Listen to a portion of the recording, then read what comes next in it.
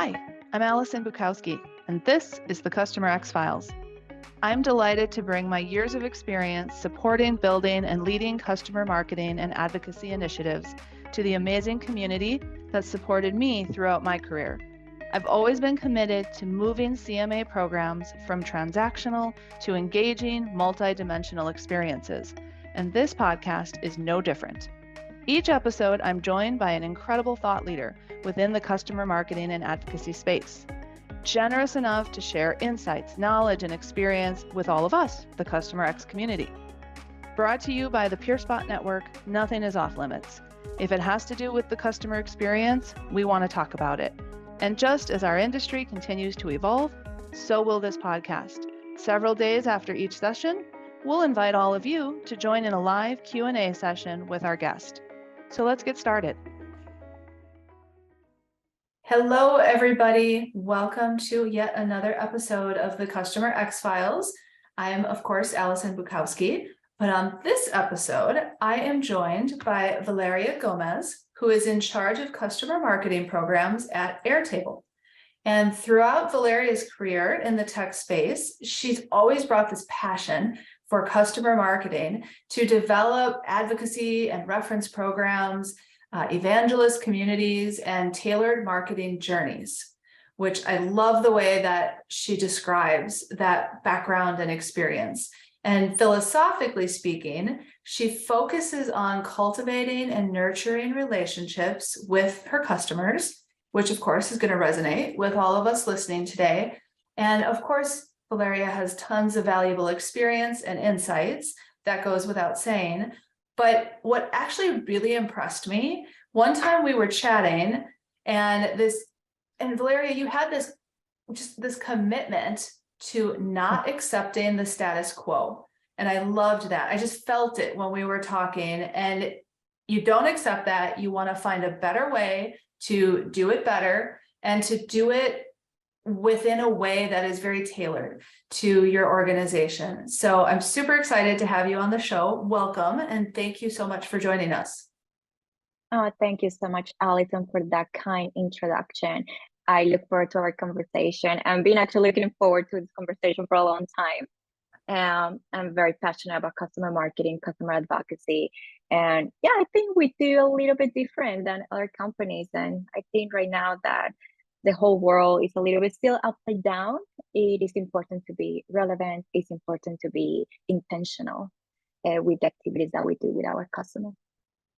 Yes, and we're going to touch on that too. I'm glad that you brought that up. And I think the topic today, some people might be wondering, like, grassroots style, what does that mean? So we'll dig into that in a second, because I do think it will resonate. On the last episode, we talked about tools and technology and trying to kind of do more with less, because that's where a lot of us are right now. So this grassroots approach is a really good topic to dig into.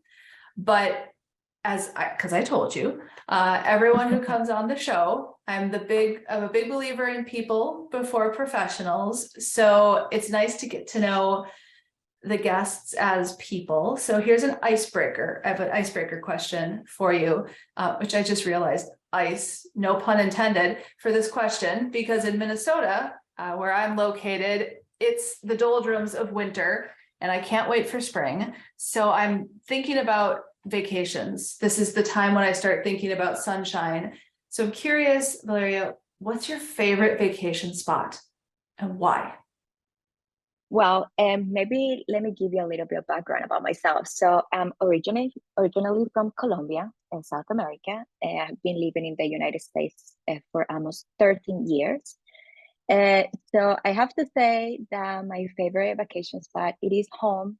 I love going home, visiting my family, visiting my friends, visiting cities and places that I had not visited before. And I have not been home for the past 3 years. Since the pandemic. So I'm really looking forward to going home, visiting my city, visiting other places. And I have to say, the city that I am from is called Medellin, and Medellin is the city of the eternal spring. So it is always a spring all year round. So I'm looking forward to the nice weather, the beautiful flowers. And so that's my favorite spot. I love that. I would desperate to see flowers, and even green would be wonderful right now. And also I just love that it's home. Like it literally is home. And that's your favorite spot to go. Do you have anything planned? Is there something on the horizon? And hopefully at the end of the year, I like to spend the holidays at home. Is just Nice. the energy, just the way we celebrate. Everybody comes together for the whole month of December. It's like a forever party, and that's beautiful. I live here alone with my family. We are very small, but so going home really brings amazing memories. I get to pass that piece of me to our children, a little bit of our culture that I want them to have, especially when we are so far away. So yeah, hopefully December we make it happen. I think it's one of the most beautiful times to go. It's Christmas and everybody's available, everybody's off working, so they have the time to get to see you. And it's the time also that I feel like, okay, now I can relax. I can take Yes. time off without feeling guilty. Yes. So yeah, December, hopefully.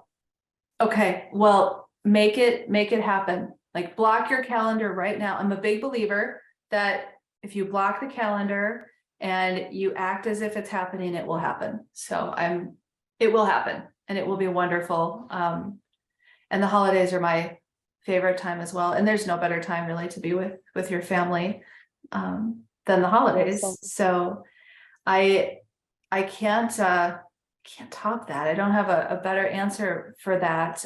But I always answer my own question because it's only fair.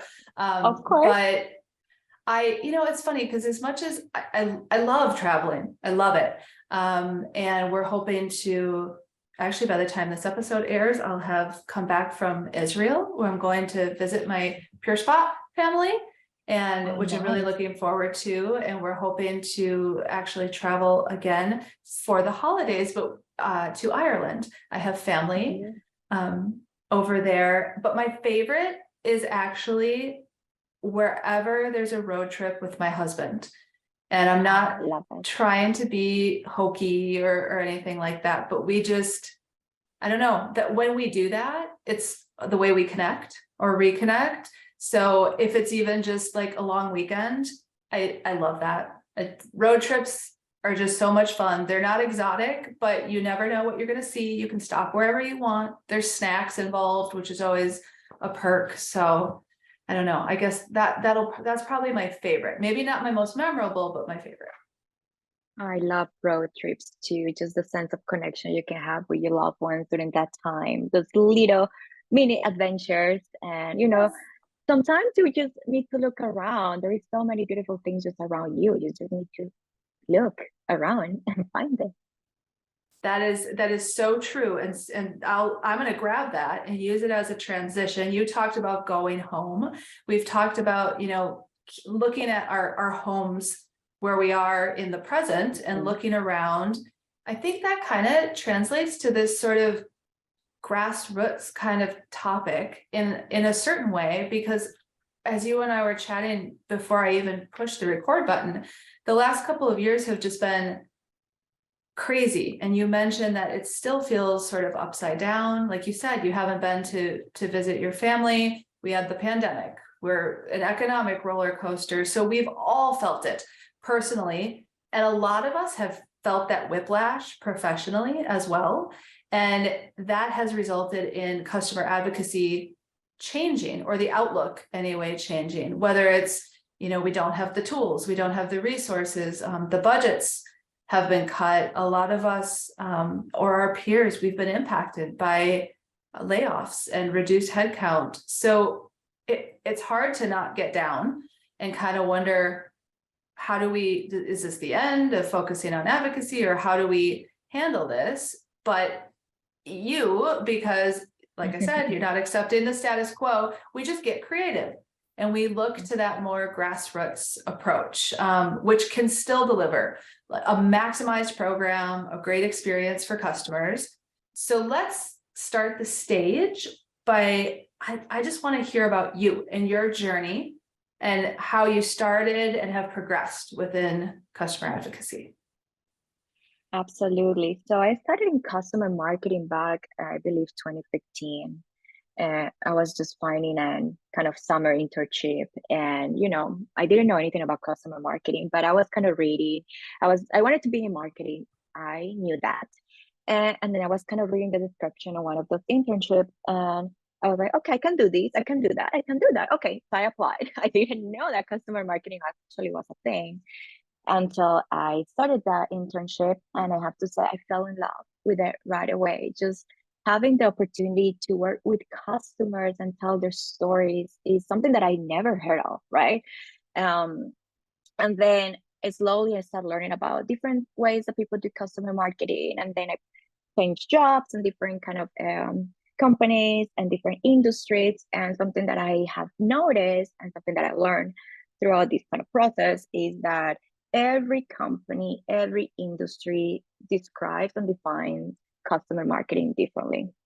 So customer marketing is not just kind of fit all sort of thing for everybody. So you have to find what customer marketing is for you and for your team and for your company.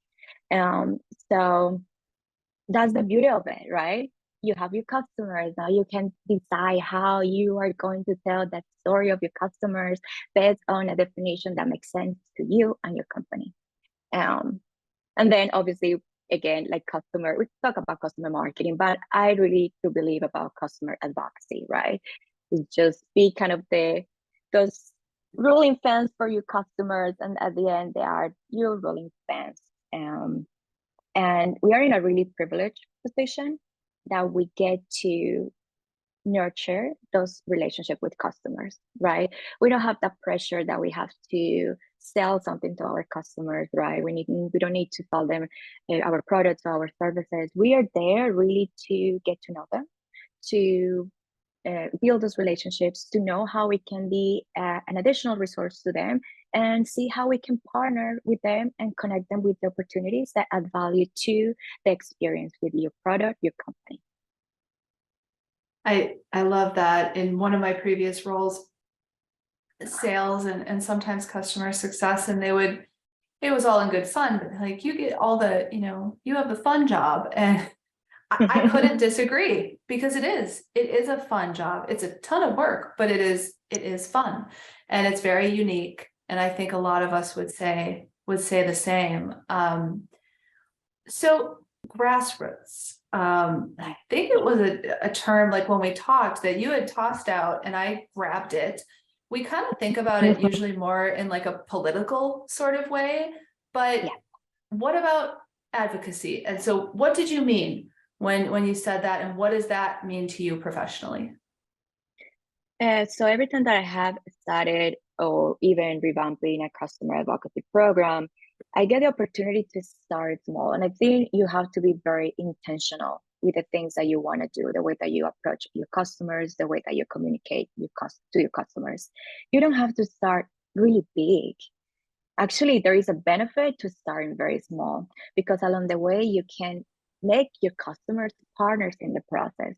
You can listen to them, you can bounce ideas. You are not afraid that you have this big program launch and then somehow it did not work out, or it was too late to incorporate customer feedback, or all the things that you were planning didn't work out because of many reasons, right? I remember back in the day, and when I was working in my previous company, I was launching our advocacy program just during our conference, user conference in March 2020, and the pandemic hit.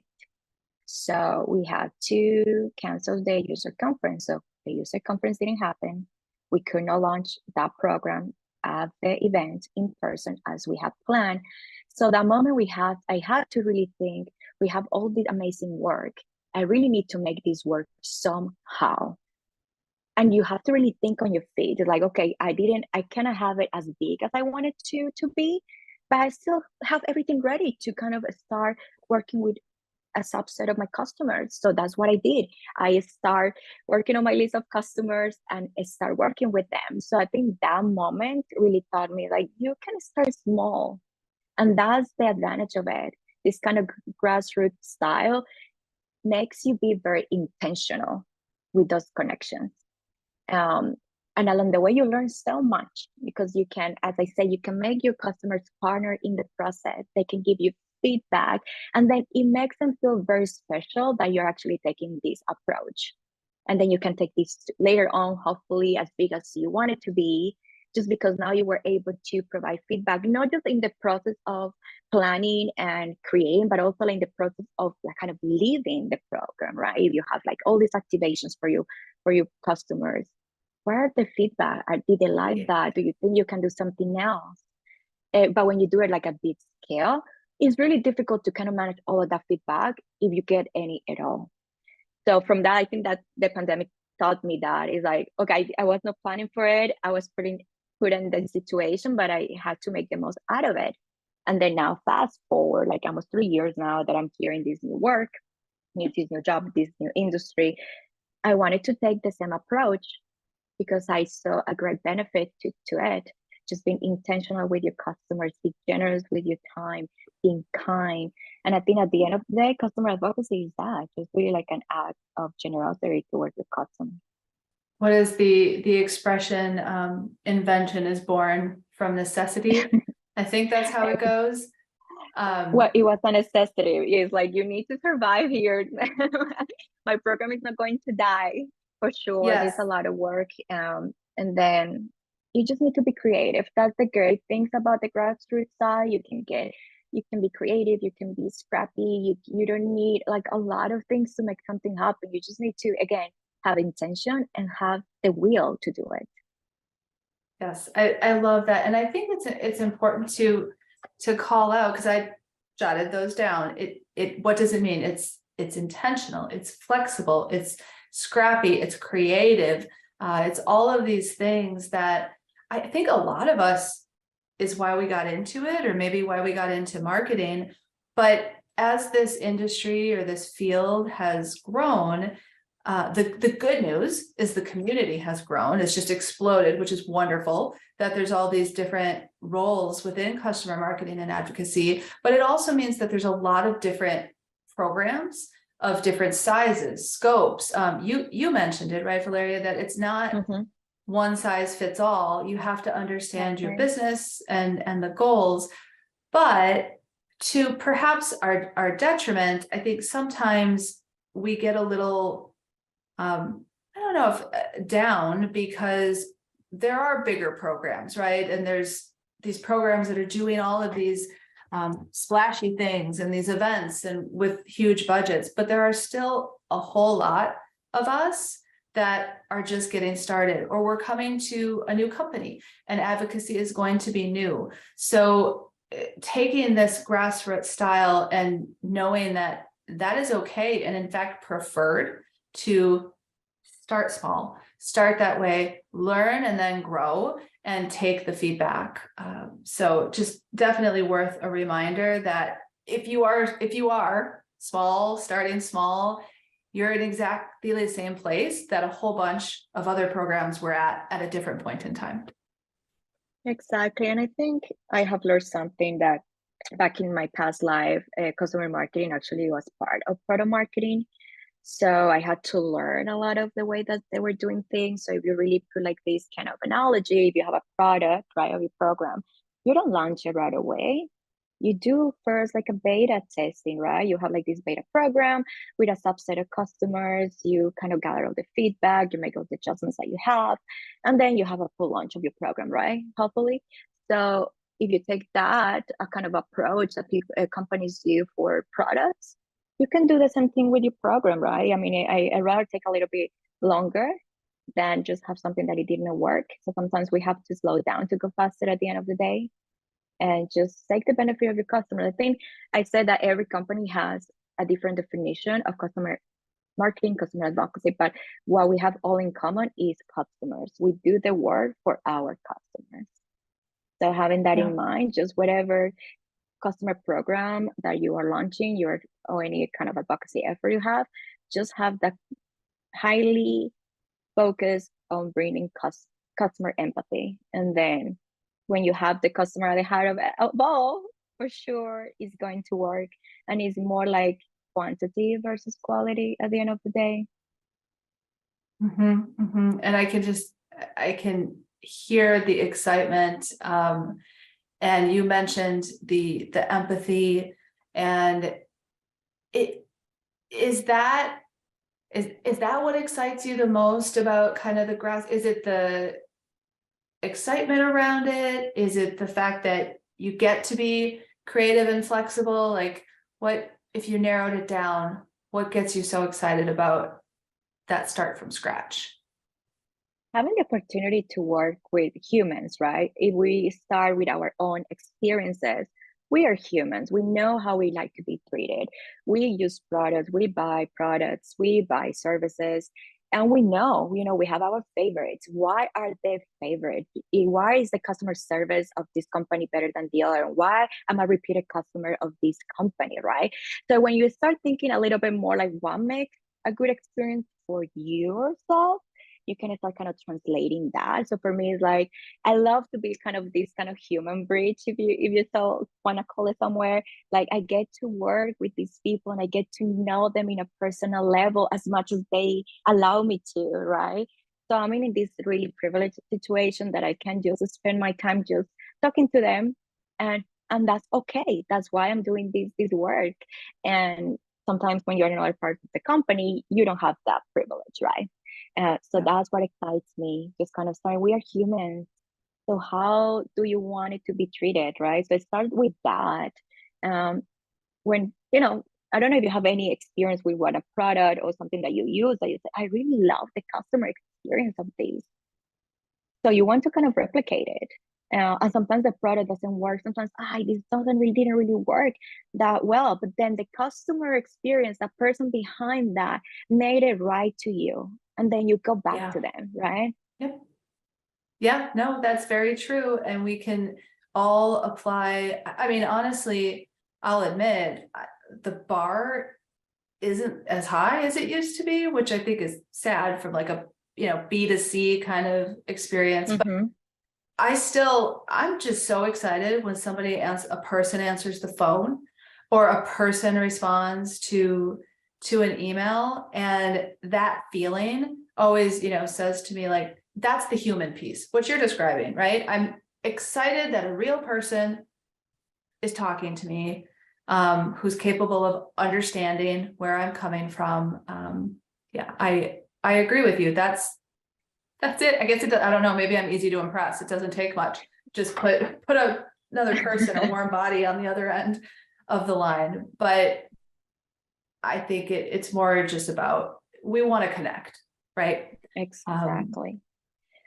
But even though, maybe I add a little bit to it, right? Even though you cannot be, a human, like a person at the end of that, you kind of talking. At the end of the day, it comes down to the intention, right? So I know we get a lot of like automated emails, right, from like the companies that we use.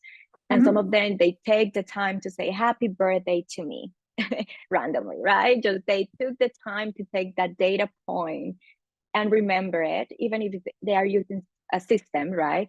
But they had the intention to remember that, right? yes. Or they also had the intention to remember that I don't want to receive your communications, right? This is how I want to communicate with you. So yeah, the human aspect, I think it's great. At scale, sometimes it's very difficult, right? Especially in this virtual world that everybody is remote. Sometimes we need to be kind of scrappy. We need to automate, enable to scale, to focus on things that actually add value. For example, those conversations, right? But what is the intention? What do you want all this data about your customers? What do you want your customers to communicate with you? What are you going to do with that? Yes. So I leave you with that question. No, I think that's a great question. And I think it's actually a good kind of challenge question to the audience. And then maybe when we do our peer perspectives, which if you're a new listener, that's the follow-up that will happen to this episode, where you get to attend and ask live questions. But what is the intention behind what you're doing? And honestly, for my money, it doesn't get much better than when like Chewy.com sends a birthday card to my dog. So again, little things that can go a long way. And speaking of little things, right? Or that it doesn't have to be a grand gesture.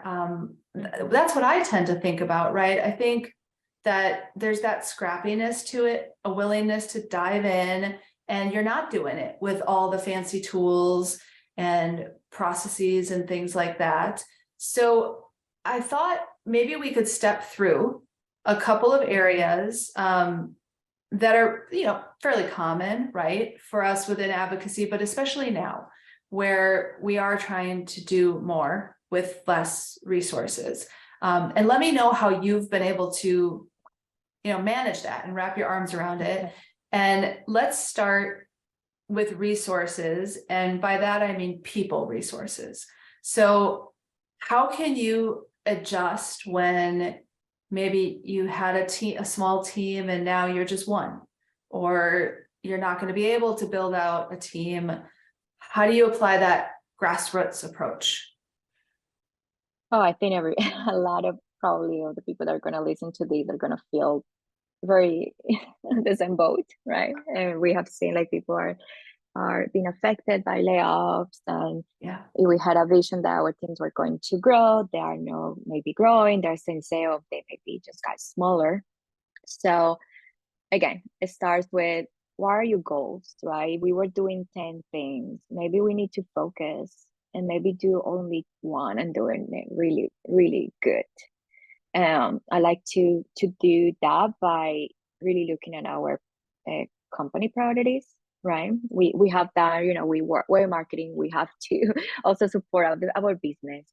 So what are those priorities, and just have those 1, 2, max 3 initiatives that you can accomplish with only if you're only one person, 2 people.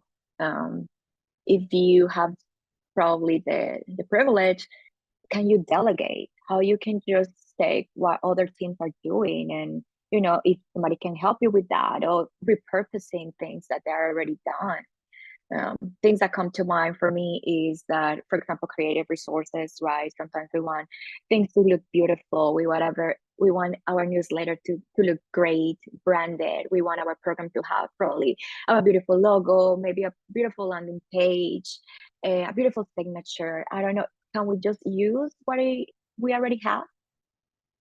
Sometimes we don't have to, be all loud, and maybe start small. I mean, if you want to do it that way. So I know creative services is one of the things that a lot of people are going to struggle with that, because, constraints, that people cannot just outsource the work anymore.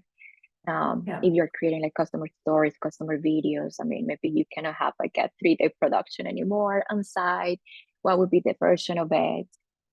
At the end, the customer is the hero. It doesn't matter how beautiful the video at the end. If the video is, at the end of the day, is the message that your customer is going to convey with that. So kind of remember that. I know we want everything to look beautiful, branded, but sometimes we can do a lot of specific things. And the good thing about it is it looks very personalized, right? When you just send an email out of your inbox without a template or without a software, you took the time. I wrote you. Versus it's just a template sending out, right? Or I just send it through Outreach or whatever other platform you use. So, so think about that, how you can leverage whatever we have already available, how you can delegate when possible, right? If not, just think a little bit small. Think of the things, 1, 2, 3 things max that you can do during the year that are going to support those company objectives. Quality, right? The quality over quantity. Exactly. Point of view where you realize, and it's okay to raise your hand and say, and you have to, so that you're setting yourself up for success, not failure. I can't do 6. I can do 3 things. I can do 3, and I can do it really well. Yes, and I will knock it out of the park. And then the same thing, I love that you were saying, don't, again, it's kind of don't let perfection get in the way of progress.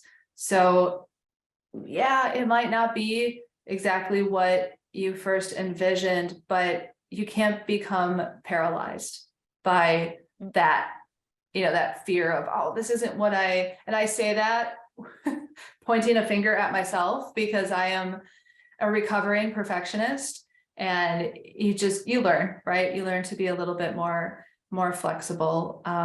So we talked about a few different things, even kind of bouncing into some of the tools and technology. But what about, we talked about you don't have the team. So those are things you can do. What about just budget? Let's just talk about the other big one.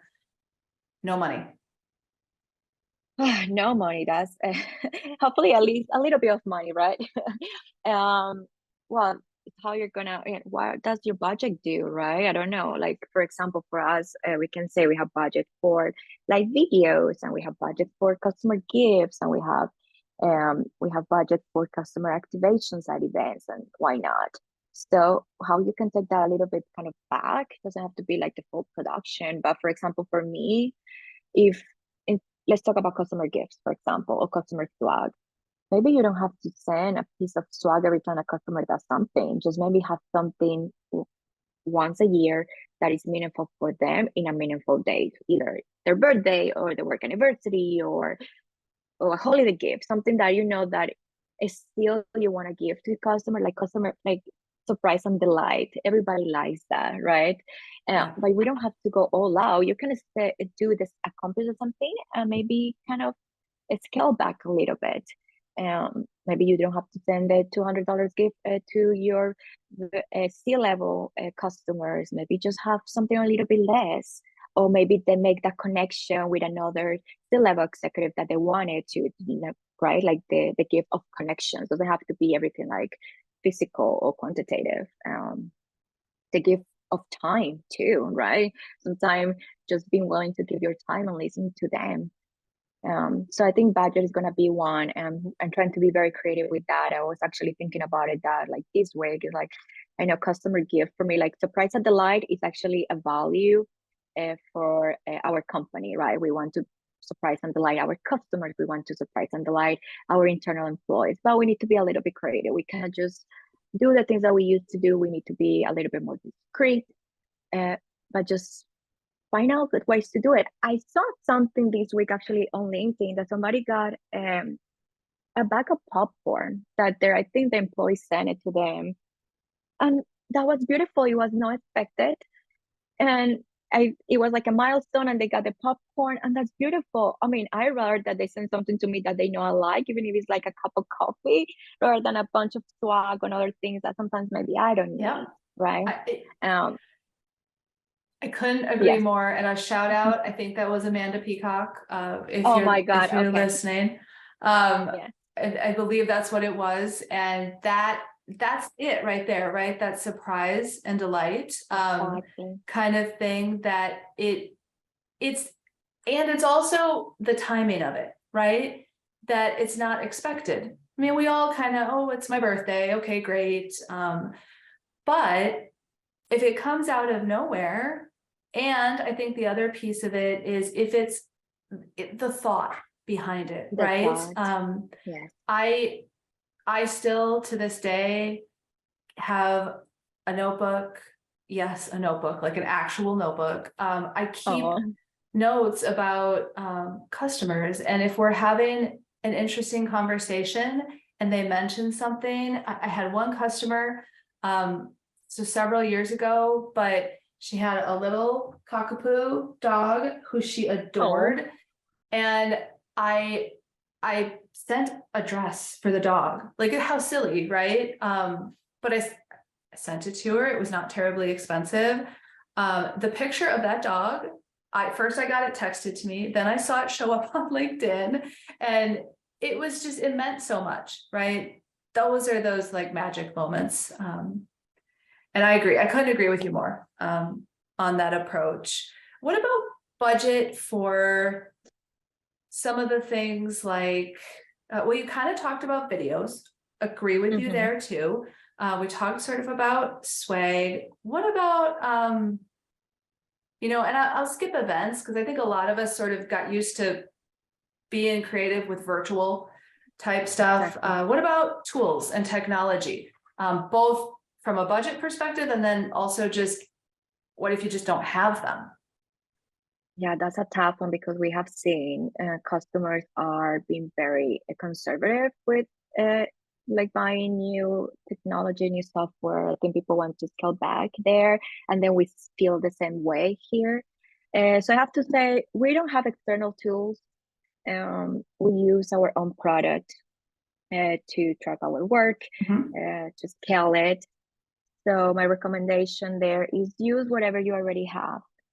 If you can spend the money on software or those technology tools, just use whatever you have, make it work. Even if it's scrappy, even if it's not the best at the moment, right? Especially software is very expensive. And we think sometimes people think that customer advocacy equals software. No, customer advocacy is a mindset. Customer advocacy is a strategy. You don't need a software to do that for you. Um, so I know some people are gonna disagree with me. Yeah, it's good to have that to keep you organized, to scale your effort. But when you have to scale back, when you have to be very targeted with your initiatives, where you need to really target a subset of customers, you don't need that. You rather use that money for something else, right? How you're gonna activate them, how you're gonna onboard them, how you can provide that again, surprise and delight.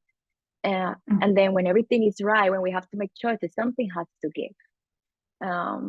So that's my Yeah. take on that.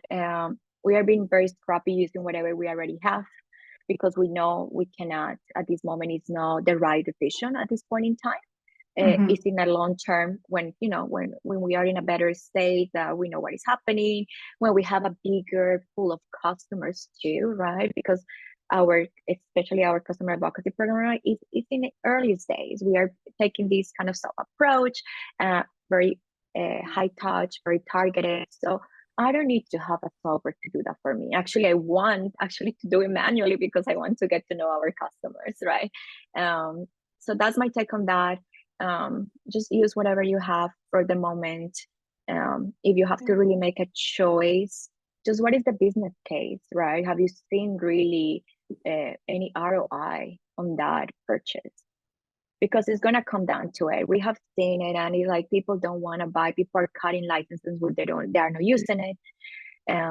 Maybe a scale back in licenses, right? If your whole team, I don't know, your whole organization 50 people were using it, maybe just have like scale back to 5, 10, to save money there too. So kind of start Yeah. looking at those numbers. I mean, who are the active users? And if they don't have active users, start Mhm. removing access to that. So that's my approach. We don't have anything right now. We don't use like external software just from what we have right now. So it is working for me. If I had to make the choice because I have been in that position before, um, I had to let go of software for many reasons because Okay. I rather put that money into just giving something back to our customers. Okay. And do you find that, and we kind of touched on the like customers, and it's okay to start small and have a smaller customer base when you launch. What about I'm going to combine two of the last two here. Sounds good. Everything is about ROI and metrics Mm-hmm. and showing that, and that can be difficult when you don't have the tools and technology, but you can pivot and you can do some of that manually. It may be a bit more challenging. So metrics, but then also it can be difficult too without like internal champions, right? Without having partners that are working with you, especially right now, if organizations have been impacted by reductions in staffing and everyone has too many things on their plate. How have you navigated that and just gotten creative with ensuring that you, one, have the right people that are supporting you and building those relationships, and two, then being able to report on the success? Yeah, so it comes down to first, what is your strategy, right? I have these kind of principles that I do every time that I kind of create a program or embark on on a project. Is listen really hard, right? We have a lot of the answers internally already. Do a tour around, talk to your sales organization, listen to them. This is what you're doing. What are your goals for the year? Because yeah, we have our we know our company level goals and initiatives, but also each individual team, they also have their own. So I start listening to them. What are your priorities this year, or for this, or half of the year, or this quarter? How can my team help you? And then you can say, these are the resources that I have for you. And then when you repeat that, when you listen to each of the teams, you're gonna start identifying some of the like internal key stakeholders that could be like internal champions. Like you can start tapping a little bit more on them. Okay, I need really a customer for this. How can we make this happen? I really want to work with you so we can show that, you know, the business value of what we are doing. So I have done this before. We started with a customer, and I reached out to the account team, and I really would like to tell the story of this customer. Let's start small. And then we documented the before story. And then after we engage with the customer, I was able to come back and say, okay, let's kind of draw like, where were the benefits to you at the account, for you, the account team, from that interaction that our team had with your customer, right? So when we first started the conversation, I already put those questions to the account team. Let's start thinking about it. Let's look at the state of this particular relationship with the individual, and also the relationship at the account level. And then when all these interactions, they were able to tell me, I was able to connect with other people internally from that particular company. I was able to discover things that I didn't know. I was able to actually know this person. So Yes. just kind of identify a few people, like, let's work together, let's make this happen. And some of them, you're gonna really recognize them when you're in the room because they're so excited or they're very vocal. So listen to those cues, and then you can just kind of make them part of the process, the same way as we do with the customer programs, right? We are going to listen to our customers. We are going to kind of make them part of the process. Also do the same thing with your internal stakeholders. Let's make them part of the process, and they're going to say, okay, I felt heard. I was able to provide feedback. This person listened to me because they know my priorities, they know my goals. So now we are partners. We are partnering on this together. So try to find one per organization. You know, I always like to say I have a few in sales. You know, sales has different kind of levels. So kind of look at those. Success for me, I have always have really good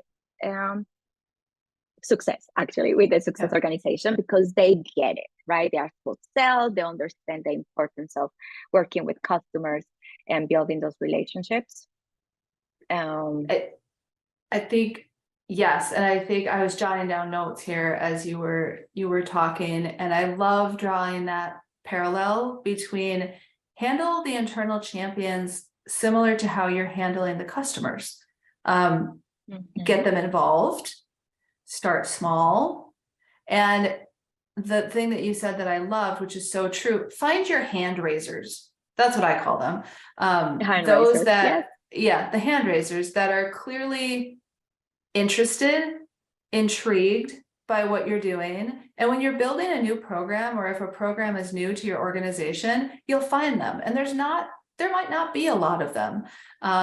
They're kind of the pioneers that will work with you. And then you get the domino effect, right? Then it's like, oh, well, that was helpful. And look, you said, oh, I have 3 new contacts now within this organization. That's an expansion opportunity, right? When you can talk to others, and then you can start showcasing some of those results. So that's great advice, and like using those similar approaches. I have one more question. So speaking of advice, yeah. What I always ask everybody, and this doesn't this can be anything related to customer marketing and advocacy. What's your piece of advice for those listening? And I think this episode, there'll be a lot of people who are starting out and doing something from scratch. What would you offer? I think I have said this before. Just be your customer's biggest advocate, right? as I say, we are in this really privileged situation that we can get to know them, build those relationships, and you're gonna hear a lot of requests, a lot of different things from different teams, because they want the customers, right? They want to engage with them. So at that point, you have to be your customer biggest advocate. You're gonna have information about your customers that other parts of the organization are not going to know, especially kind of marketing. If other part of marketing comes and they say, I want to tell the story of this customer, it is your job to say, okay, we already engaged with this customer, or this customer is not available right now, or this customer prefers to engage in a different way. So be the voice of your customers, protect them, protect their time, their preferences. When you do that, you can really start building and those relationships, and just kind of remind them that the efforts that you are navigating really complement the work that other teams are doing. So it is for the kind of the greater good of things, and having a vision, right? If you go through planning, have a vision for a customer, right? We have, again, these company priorities. Everybody wants, maybe you can relate to some customers all over again, just because they have this amazing brand or because they have this great product adoption. So have this vision and say, okay, we want to tell the story of our customer. Let's have a plan for the customer for the months to come. Let's not have those disjointed asks. Let's not overtax our customers. And I always like to ask our customers, how do you want to engage with us, right? Just say the preferences. Sometimes, they are going to tell you more than you will assume. Ask the right questions. Ask the tough questions. So simple, but I love that. And we could end on that. Ask them, ask the customers what they're interested in. Like you said, you'd be amazed. They're willing to share, and take advantage of that knowledge and the fact that they're sharing that with you. And I'll take it one step further. And then if you can show them how you acted on it, on what they shared and what they said they wanted, then it's a slam dunk. So this is actually a really fun conversation, and actually really energizing for me, Valeria. So thank you for sharing, because it kind of reminded me, even though I said I think there'll be a lot of new listeners and those that are in this position of, here we go, I am doing advocacy and now the world's a little different and I'm doing it from scratch. But there are also those of us who have done this, and like you, a few times. So to be reminded of how that felt, that feeling of just doing it from scratch, I don't know, I kind of get a little warm fuzzy here. So thank you so much for sharing your time and your expertise. It was a really enjoyable conversation. Oh, thank you so much, Allison. I really, really enjoy our conversation. I can tell that both of us are really, really passionate about customer advocacy, and that's why I wanted to have this conversation with you today. So thank you again. Oh, of course. And is it, for those that are listening, if perhaps they have two things? One, if they have a question, or if they wanted to reach out to you, one, would that be okay? And then what's the best way to get in touch with you? Yes, absolutely. I'm pretty active on LinkedIn. You can just send me a message, connect with me, Valeria Gomez on LinkedIn. And I'm pretty active there, so you can find me, and happy to connect. I love connections, right? Not just at work, but also I love to meet other peers and learn from each other. I mean, this is a growing field, and I can tell everybody's so willing to share. So, pay it forward. Yeah. I'm so willing to share. Wonderful. Thank you. And of course, as I mentioned before, for those listening, you will have an opportunity. If you sat here and you thought, okay, that's great, Valeria, but how do I XYZ? Or how do I, finish, getting from point A to point B? The Peer Perspectives session will be scheduled after the podcast is released. So you'll be getting information on that. Watch LinkedIn, myself or Valeria, you'll see information on the date for that, and you can come with your questions. And until then, thank you, everybody. I do not take for granted that you sit and listen to these episodes and share these stories and listen to these industry experts. It's really a thrill to be able to bring them to you. Until next time, take care. Thanks for joining us for today's episode of the CustomerX Files. Don't forget to follow me, Allison Bukowski, on LinkedIn, where you'll find information about our Peer Perspectives session, your chance to join the conversation live on each episode's topic, ask questions, and network with your peers. CustomerX Files is brought to you by PeerSpot.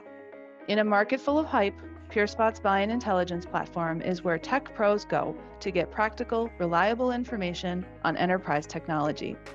You work too hard to build strong customer relationships. It's time to leverage those relationships in a way that maximizes value for your organization and minimizes customer effort.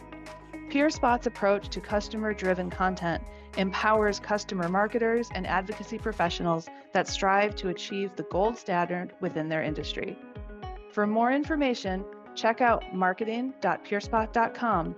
And to keep getting this show in your podcast feed every time a new episode drops, subscribe wherever you get your podcasts.